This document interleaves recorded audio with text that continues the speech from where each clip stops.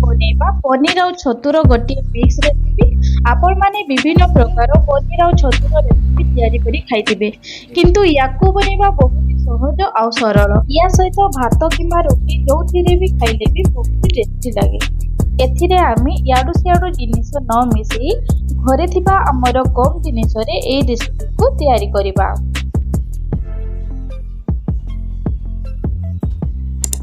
Hello friends, नमस्कार। आज आम गोटे दमदार रेसिपी तैयारी करिबा। तो सेथि पई कौन कौन सब सामग्री प्रथमे आमे जानि नेबा। तो चलंतु डेरी न करी वीडियो को स्टार्ट करिबा। ए रेसिपी को बनेबा पई मु नेइची 200 ग्राम रो पनीर आ 200 ग्राम रहिची हमर छतु, किछि ग्रीन मटर याकू मु चपा छडेई की नै जाईची, आ गोटे रहिची हमर शिमला लंका। एतिकी जिनिस को मिक्स करी आमे बनेबा मिक्स पनीर छतु। एबे आमे सब जिनिस को काटी नेबा। प्रथमे आमे पनीर को चारकुणिया भावरे छोट छोट पीस रे काटी नेबा। सबुबले आपण माने पनीर को एपरी भावरे ही कटिंग करिवे, जहा द्वारा कि हमर पनीर टेस्टा बहुत ही भलो आसी थाए। टिके टिके बड़ साइज रे रहिले भल लागे। तो इठी हमर भलो भावरे पनीर कटाकटी सरी जाईची। एबे आमे छतु को भी काटी नेबा। छतु को काटिला बेले आमे छतु को टिके बड़ बड़ साइज रे काटिबा, काहे कि ना जेते बेले हमर तरकारीटा सिझी जिवो सेते बेले छतुर साइजटा भी कमी जिवो। सेथि पई आमे याकू बड़ बड़ साइज रे काटिने। जेहेतु पनीर साइजटा हमर बड़ अछि तो आमे छतु को भी बड़ साइज रे ही काटिबा, ताहेले तरकारीटा देखिबाकू भी भल लागिबो, खाइबाकू भी टेस्टी लागिबो। तो देखंतु एठी मु सबु छतु को भल भाबरे काटि नेइची। एबे हमर शिमला लंका को भी काटि नेबा। शिमला लंका को भी एठी आमे बड़ बड़ साइज रे काटि नेबा। तो देखंतु एठी हमर सबु जिंस कटाकटी हेकी रेडी हो जाइची। एठी रहिची हमर पनीर, छतु आउ शिमला लंका आउ किछि हमर ग्रीन मटर, ताको आमे चपा छडेई कि नै जाइची। मसाला करिबा पई एठी मु नै जाइची 2टा मीडियम साइज रो पियाज आउ किछि नै जाइची कंचा लंका आउ टिके हमर रहिची अदा आउ किछि रसुण। प्रथमे आमे लंका को भलो भाबरे काटि नेबा। तार डेम्फ सबू को काटिकी पूरा छोट छोट पीस रे काटि नेबा। लंका को भलो भाबरे काटि सारला परे एबे आमे पियाज को भी छोट छोट पीस रे काटि नेबा। एठी मु बेसी किछि जिंस को ऐड करूनी, बा सेतिकी जिंस रे ही आमे मसाला करिबा। तो एठी मु भलो भाबरे पियाज को भी काटि नेइची आ अदा को भी काटि नेइची। एबे आमे अदा और रसुण को ग्राइंड करिबा। तो देखंतु एठी मु ग्राइंडर जार रे दे देइची अदा और रसुण, आ एथे मु किछि पोस्त को ऐड करूची आ 3 रु 4टा काजू ऐड कर दोची। एठी आपण माने धला मगज भी ऐड करि परिबे, किंतु मो पाखरे से सब अवेलेबल नाही, सेथि पई मु एठी आ कोनोसी जिंस ऐड न करी 2टा कंचा लंका दे याकू ग्राइंड कर नउची। ग्राइंड कला बेले आपण माने अल्प टिके पानी देबे, नहेले हमर ग्राइंड जमारु भी भलो होबनी। सेथि पई पानी अल्प देकी याको ग्राइंड करनेबा। तो देखंतु एठी हमर पूरा पूरी भलो भाबरे मसाला ग्राइंडिंग हे जाईची। एबे आमे गैस ऊपर कड़ाई को बसई देबा।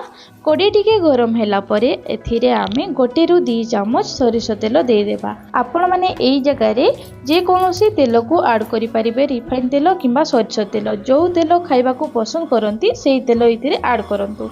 मु सबु बेले सरिष तेल ही यूज करे, सेथि पई एठी मु सरिष तेल नेइची। तेल टिके गरम हैला परे एबे आमे एथिरे पनीर को फ्राई करनेबा।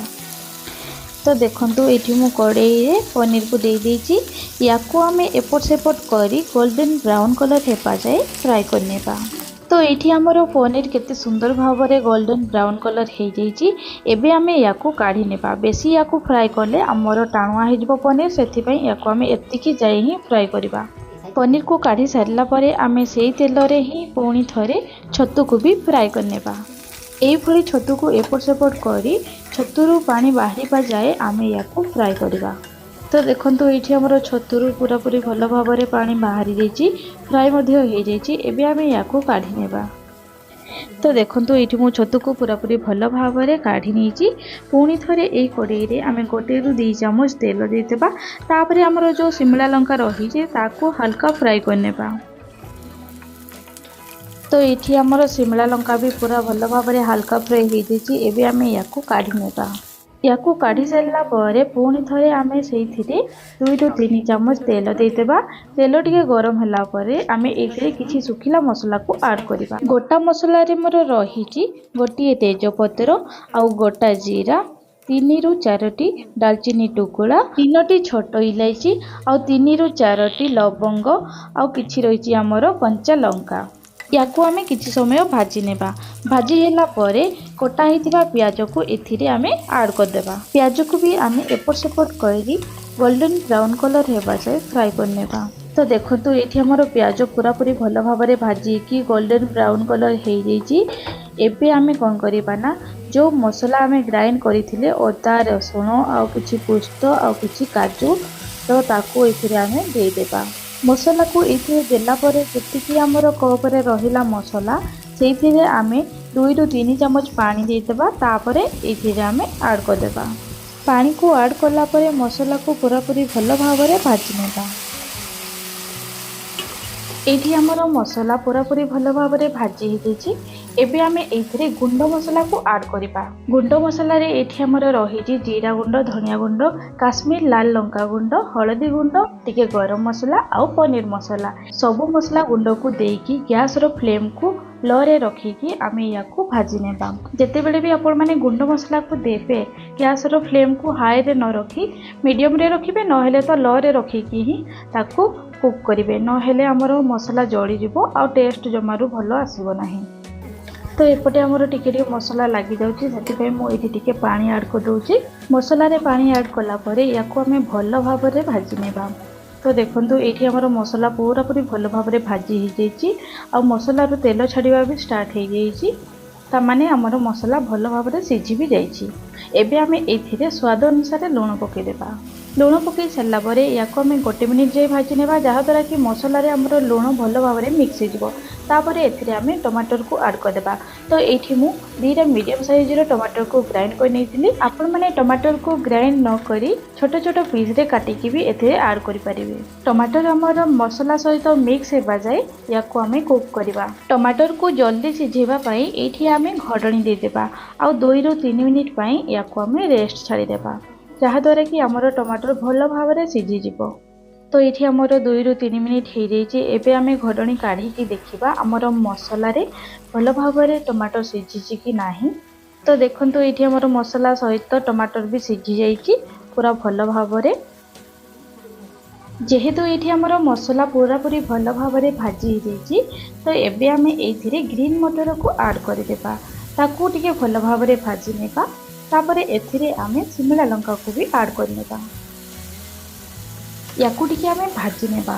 तापरे 1 ରୁ 2 मिनिट पई याकू घोड़े की रेस्ट दे देबा, जहाँ द्वारा कि शिमला लंका आउ ग्रीन मटर भल भाव में सिझी जिवो।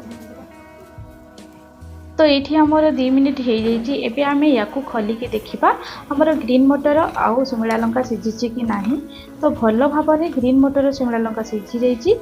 एबे आमे फ्राई करी रखिथिबा छतु को एइथिरे ऐड कर देबा। छतु को ऐड कला परे याकू आमे 2 ରୁ 3 मिनिट पई भाजी नेबा, जहाँ द्वारा कि मसला आमर छतु भीतर को भल भाव में पशि जिवो। छतु को टिके भल भाव में भाजी सारिला परे एबे आमे कौन करिबा ना जो फ्राई करी रखिथिले पनीर को एथिरे ऐड कर देबा। ऐड कला परे याको आमे पुणी थरे 2 ରୁ 3 मिनिट पई भाजी नेबा, जहाँ द्वारा कि पनीर सहित भी मसला मिक्स हो जिवो आउ या सहित ग्रीन मटर शिमला लंका आउ छतु सबु जिनस भल भाव में पनीर सहित मिक्स हो जिवो। आपण माने घरे थरे एई रेसिपी को बनातु, देखिबे छोट रु बड़ समस्त को पसंद आसीबो। आम घरे तो समस्ते एई भली मिक्स सब्जी खाइबा को बहुत पसंद करंती। सेथिपाई मु जेते बेले भी रोसई करे सबु बेले मिक्स करिकी ही रोसई करे। तो देखंतु एठी हमर मसला सहित सबु जिनिस भल भाव में मिक्स हो जाइए। एबे आमे एथिरे गरम पानी को ऐड कर देबा, जहाँ द्वारा कि तरकारी रो टेस्टा बहुत ही भल आसे। एथिरे आपण माने जमारो भी ठंडा पानी यूज करिवे नाही, न हेले तरकारी रो टेस्ट भल आसीबो नाही। आपण माने जे कोनोसी भी रोसई करंतु ना काहेकि सबु बेले गरम पानी ही यूज करिवे। गरम पानी यूज करिबा द्वारा तरकारी रो टेस्ट बहुत ही भल आसे, सेथिपई सबु बेले गरम पानी ही यूज करिवे। याकू आमे किछि समय फुटिबा पई छाडी देबा। तो एठी हमर भल भाव में फुटी जाइए। तरकारी रे एबे आमे किछि धनिया पत्र को ऐड कर देबा, जहाँ द्वारा कि तरकारी रो टेस्ट बहुत ही भल आसे। धनिया पत्र बिना तो तरकारी पूरा अधूरा। धनिया पत्र को पकई सारा पर देखंतु एठी हमर पूरा भल भाव में तरकारी रेडी हो जाइए। शेष में एथिरे आमे टिके गरम मसला को पकई देबा। जहाँद्वारा कि तरकारीर फ्लेवर बहुत ही सुंदर आसे। आपण मानकु ए रेसिपीटी केमिति लागिला कमेंट करी निश्चित कहिबे। वीडियो जदि भल लागिथे लाइक शेयर सब्सक्राइब करदेबे। आउ एही भली नुआ नुआ वीडियो देखिबाकू जदि चाहंती ताले पाखरे थिबा बेल आइकन को क्लिक करदेबे, जहाँद्वारा कि मोर नुआ वीडियो अपलोड हेले आपण माने तार नोटिफिकेशन खूब शीघ्र पाई परिबे। धन्यवाद।